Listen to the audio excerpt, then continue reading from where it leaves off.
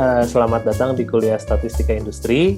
Perkenalkan, nama saya Muhammad Arya Zamal yang akan menjadi fasilitator pada kuliah ini. Dan pada kesempatan kali ini, kita akan membahas topik berkaitan dengan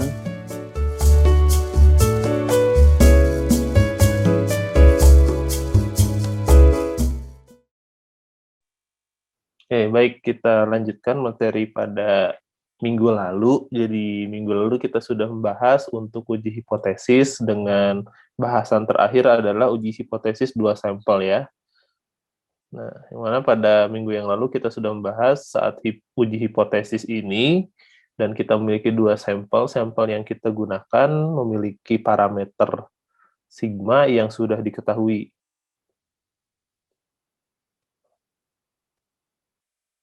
Nah, sekarang kita akan lanjutkan untuk proses uji hipotesis dengan skema yang pertama adalah masih dengan uji hipotesis untuk menarik kesimpulan rataan.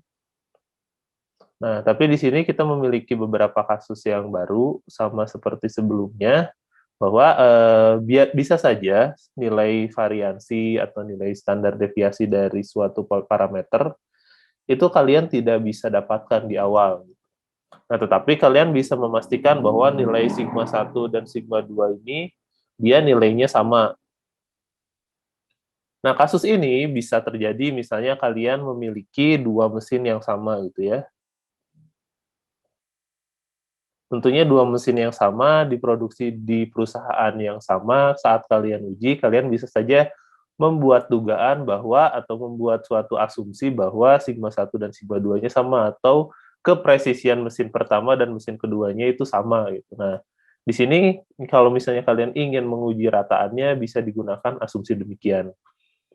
Namun dalam banyak kasus nilai sigma atau nilai variansi di sini sigma kuadrat itu tidak diketahui gitu. Jadi saat kalian ingin melihat gitu perbedaan dari suatu kejadian yang mana kejadian tersebut itu berasal dari 2 sumber yang berbeda gitu, itu kemungkinan besar ya kepresisiannya pun bisa jadi berbeda, dan sehingga asumsi di awal kalian mungkin saat sigma 1 dan sigma 2-nya itu tidak tepat.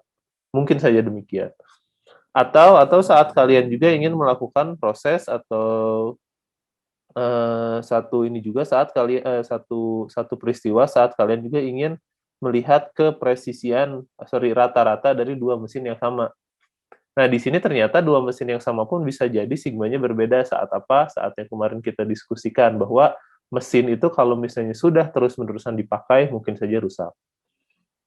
Nah, nomor 3 ini ujian terkait pengamatan berpasangan. Jadi saat kalian mengambil sampelnya itu tidak independen lagi gitu. Maksudnya sama saat kita menguji 2 perlakuan berbeda pada satu objek pengujian. Contohnya yang kemarin atau yang minggu lalu kita diskusikan adalah bagaimana suatu efek dari kalian makan makanan yang biasa dengan saat kalian menjadi seorang vegan. Nah, objeknya kan sama, yaitu badan kalian. Gitu. Saat kalian makan biasa, kolesterolnya misalkan berapa banyak. Saat kalian menjadi vegan, kolesterolnya berapa banyak. Kurang lebih seperti itu. Nah, di sini kita akan pemilihan ukuran sampel untuk uji rataan.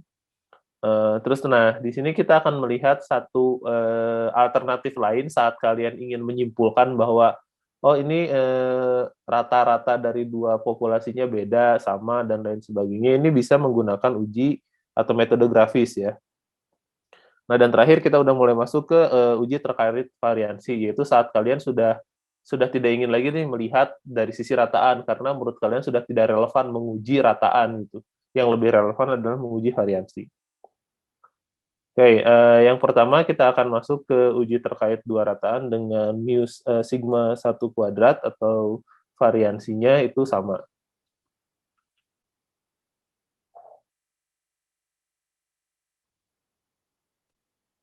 Nah, di sini kasusnya sama saat kalian memiliki 2 populasi, di mana pada 2 populasi ini kalian ingin melakukan satu penarikan kesimpulan gitu.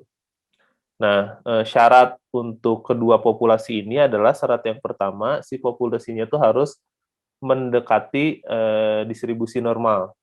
Nah, ini syarat yang pertama. Pada kuliah statistika ini juga nanti akan kita bahas bagaimana gitu ya, bagaimana kalian bisa menyimpulkan itu. Jika suatu populasi itu normal, berdistribusi normal. Nah, ini akan kita bahas juga. Karena ini perlu pengujian. Jadi sekarang asumsinya kalian sudah menarik suatu kesimpulan dulu nih populasinya normal gitu. Tapi nanti akan ada satu pengujian setelah UTS gitu. Kita akan melihat bahwa ya populasi juga harus kita uji bagaimana distribusinya. Nah, kemudian di sini tadi kalian kasusnya ingin menarik kesimpulan berapa rata-rata populasi dan populasi 1 dan populasi 2, apakah ada perbedaan atau tidak gitu. Nah, sehingga di sini kalian ingin melihat apakah populasi 1 dan populasi 2 ini terdapat selisih rataannya, ada beda atau enggak. Nah, berarti status quo-nya kalian menganggap bahwa oh rata-rata dari populasi 1 dan rata-rata dari populasi 2 itu sama. Maka di sini biasanya mu1 dikurangi mu2 sama dengan 0. Kalau misalnya kalian menduganya sama. Tapi kalau kalian menduganya dia memiliki satu tingkat selisih tertentu sama dengan D0. Nah, D0 ini tingkat selisihnya. Nih, yang berdistribusi T adalah nilai rataan X bar 1. Kalau misalnya kalian masih ingat bahwa yang disebut berdistribusi Z, distribusi T, dan lain sebagainya adalah nilai statistik. Jadi di sini tuh distribusi dari statistik. Oke. Nah, inilah yang dimaksud dengan tadi bedanya distribusi normal untuk sampel dan distribusi statistik. Jadi yang berdistribusi T adalah statistiknya, yaitu si rataan X1-nya ini. Karena di sini saya review sedikit, ketika kalian mengambil sampel, katakanlah sampel 1, sampel 2, dan sampel 3, maka kalian akan mendapatkan X bar 1, X bar 2, ini dari populasi 1 ya. Nah, dan X bar 3 yang mana nilainya ini tuh bisa berbeda kan gitu. Ini bisa nilainya A, nilainya B, nilainya C. Nah, si nilai 3 ini kalau misalnya memiliki distribusi, dia berdistribusi T. Oke? Nah, sekali lagi saya ingin mereview bahwa yang pertama ya, eh, saat kalian melakukan proses sampling ya, di sini proses sampling, kalian akan mendapatkan sampel dan akan mendapatkan statistik gitu. Nah, di sini kalau misalnya kalian melihat keterangannya jangan bingung gitu, mana yang berdistribusi normal, mana yang berdistribusi T. Oke, yang ini dan yang distribusi T. Jadi yang berdistribusi normal di sini adalah sampelnya. Kenapa? Karena dia mewarisi dari populasi gitu. Populasinya normal, sampelnya berdistribusi normal juga. Kalau misalnya kalian melakukan proses samplingnya dengan random atau dengan acak dan independen. Oke. Nah, kemudian di sini sampel tersebut memiliki statistik kan, gitu. Statistiknya tadi rata-rata dan variansi. Nah, yang berdistribusi T adalah statistiknya. Jadi kenapa statistik berdistribusi tertentu? Ya karena tadi ketika kalian melakukan proses sampling gitu dari populasi mendapatkan beberapa sampel. Nah, tentunya nilai X bar-nya rata-ratanya itu beda-beda gitu. Nah, ini contoh kasusnya seperti yang kita bahas pada minggu pertama gitu. Kalau kalian memiliki nilai UTS satu angkatan yang tersebar, kalau kalian secara random milih 5 pada kelompok yang pertama, terus 5 lagi pada kelompok yang kedua, dan nilai rata-ratanya kemungkinan berbeda. Katakanlah A, B, dan C. Gitu ya. Nah, nilai X1, X2, X3, sampai seterusnya X bar N di sini, kalau misalnya kalian buat distribusinya, nah, maka dia akan berdistribusi T. Oke, kurang lebih itu. Nah, pertanyaannya saya sekarang, kenapa distribusi yang terjadi adalah distribusi T? Nah, itu baru. Karena yang pertama ya, kenapa menjadi distribusi T ya? Karena di sini kalian yang pertama melakukan ujinya untuk si populasi yang mana di sini variansinya ini kalian tidak ketahui. Nah, ketika variansi tidak diketahui, maka akan meningkatkan jumlah uncertainty. Jadi lebih tidak pasti. Ketika lebih tidak pasti, maka ada dalam tanda petik degree of freedom-nya itu, derajat kebebasannya berapa. Selain itu, nah tadi, karena N-nya juga, nah tapi kurang tepat kalau misalnya distribusi normal, N-nya besar di sini, tetapi N-nya tuh dia tetap kecil. Kenapa? Karena ya yang digunakan adalah, yang kalian dapatkan adalah nilai N yang kecil itu menyebabkan si rataan atau X bar ini berdistribusi T. Kurang lebih seperti itu. Nah, tapi kalau N-nya nanti lebih besar sama dengan 30 gitu, maka di sini si rataan ini X1-nya dia berdistribusi Z, kurang lebih kayak gitu kan. Oke, saya lanjutkan lagi. Nah, di sini kalian nanti akan menemukan dulu di awal bahwa si nilai distribusi nilai rataan dari X bar 1 dia berdistribusi Z dulu, berdistribusi normal. Nah, ini tuh sebetulnya penjabaran di awalnya saja. Kenapa? Karena untuk nilai Z berdistribusi normal atau nilai selisih gitu ya, di sini Z-nya itu nilai selisih. Sudah mulai nilai selisih, jadi X bar 1 dikurangi X bar 2. Nah, nilai selisih, nilai Z didapatkan dari kan seperti yang sudah kita bahas pada minggu lalu, bahwa Z itu didapatkan dari X bar dikurangi mu dibagi sigma, di mana sigmanya ini adalah sigma per akar N. Nah, karena di sini ada dua populasi, maka di sini X bar-nya tuh kita jabarkan menjadi X bar 1 dikurangi X bar 2, dan mu-nya juga sama, mu 1 dikurangi mu 2. Nah, sehingga di sini kita dapatkan term untuk pembilang. Nah, untuk penyebutnya, lihat di sini kita memiliki sigma dibagi per akar N. Nah, karena ada dua populasi, maka kalian menambahkan. Berarti di sini sigma 1 dibagi dengan akar N1 tambah sigma 2 dibagi akar N2 gitu ya. Nah, di sini kalian karena yang di bawahnya itu, oke, di sini kalian akarkan. Nah, kemudian di sini karena yang di bawah itu dimintanya standar deviasi sigma kuadrat ya, berarti di sini kalian kuadratkan terlebih dahulu, maka akarnya hilang. Oke, sehingga di sini kita dapatkan bahwa nilainya sigma 1 ditambah N1, sigma 1 kuadrat tambah N1 ditambah sigma 2 kuadrat per N2. Nah, karena sigma 1-nya sama dengan sigma 2 kan di sini. Nah, karena nilainya sama. Nah, ada keterangan bahwa nilainya sama, bahwa sigma 1 sama dengan sigma 2. Jadi kalian bisa mengeluarkan si sigma ini di luar akarnya. Maka terjadi sebelum di luar akar, di luar ini. Nah, dikalikan ini masih kuadrat. Nah, di sini sehingga kalian mendapatkan sigma kuadrat dikalikan dengan 1 per N1 ditambah 1 per N2. Oke? Nah, kurang lebih itu bagaimana si persamaannya itu dibentuk.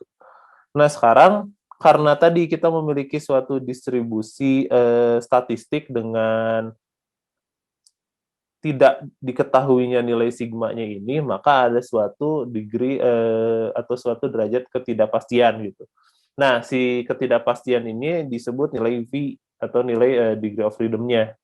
Nah, untuk dua populasi 1 dan populasi 2 ini memiliki nilai ketidakpastiannya itu sebesar V1 dan V2, di mana nilainya didapatkan dari masing-masing nilai N1 dikurangi 1 dikali dengan si standar deviasi untuk sampelnya dibagi dengan variansi sampel dibagi dengan variansi populasi. Nah, untuk nilai V ini dia berdistribusi chi-square. Jadi yang berdistribusi chi-square apa? Nilai V-nya. Karena di sini nilainya adalah untuk nilai si dia variansi untuk satu pool populasi yang sudah digabungkan antara populasi 1 dan populasi 2. Sekali lagi nilai V ini adalah nilai variansi yang sudah digabungkan antara populasi 1 dan populasi 2. Nah, sehingga tadi karena kita memiliki satu derajat ketidakpastian, maka yang akan kita cari adalah nilai si distribusi T, atau kita cari dulu nilai si statistik T besarnya ini. Nah, nilai statistik T besar itu kalau misalnya kita kembali pada minggu pertama, dia memiliki nilai Z dibagi dengan akar V.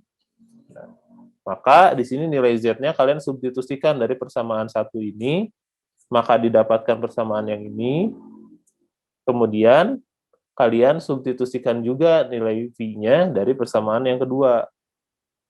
Maka kita mendapatkan nilai yang bawah ini. Nah, itu kurang lebih di mana didapatkan persamaan P ini. Nah, kemudian kan pertanyaannya masih sama. Kita memiliki satu nilai sigma yang ini, yang kita tidak tahu nilainya kan.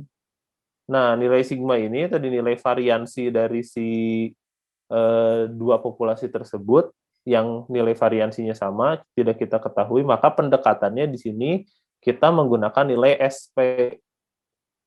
Nilai SP itu apa? Namanya itu pool varian. Jadi kita melakukan suatu pendekatan untuk mencari variansinya tuh berdasarkan dua populasi yang ada ini.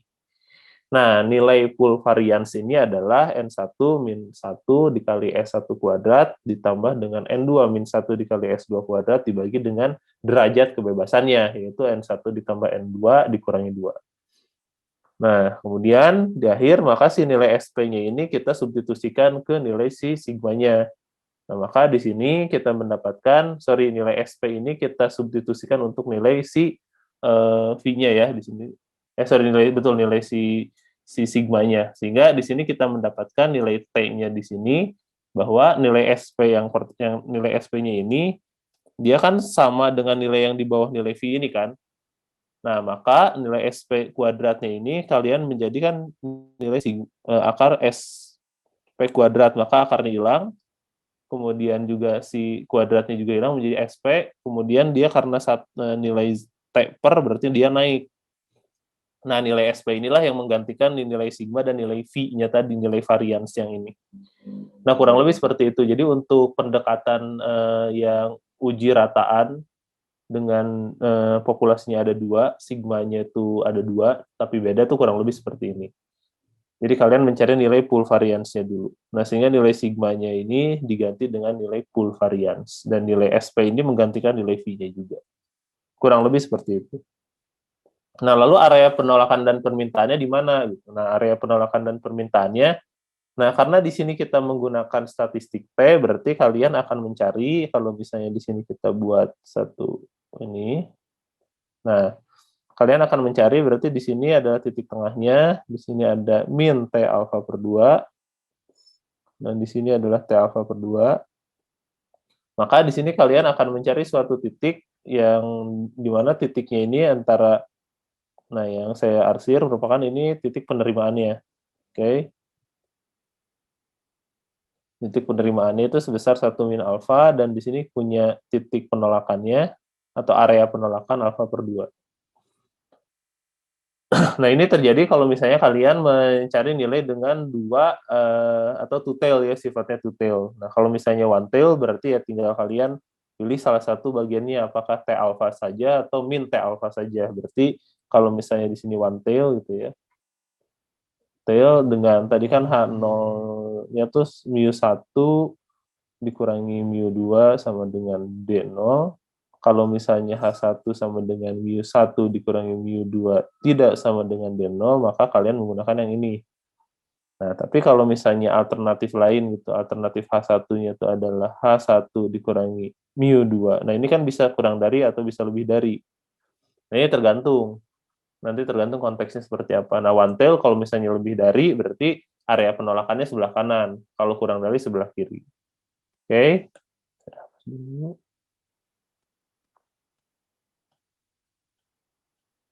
Nah, maka di sini untuk statistik-statistiknya kurang lebih ini. Berarti kalau misalnya kalian memiliki H0-nya biasanya sama seperti ini. Nah, nilai-nilai tes statistiknya adalah ini. Kalian cari dulu nilai T-nya berapa, nilai V, nilai SP-nya berapa, dan harus dipastikan nilai asumsi ini. Nah, kemudian untuk H1-nya kita punya 3 alternatif kan tadi, alternatifnya tidak sama dengan, lebih dari, atau kurang dari. Maka kalau misalnya kita memiliki H1-nya itu bahwa mu1 dikurangi mu2 kurang dari D0, atau berarti di sini mu1 itu lebih kecil daripada mu2, maka nilai grafiknya ya kita, nah ini berarti ya minnya tuh min T alfa. Berarti nilai penolakannya tuh ada di alfa di sini. Ini berarti area penolakan. Oke, Nah, ini ada contoh soal, silakan saya berikan waktu sekitar 5 menit untuk kalian baca, silahkan untuk dikerjakan.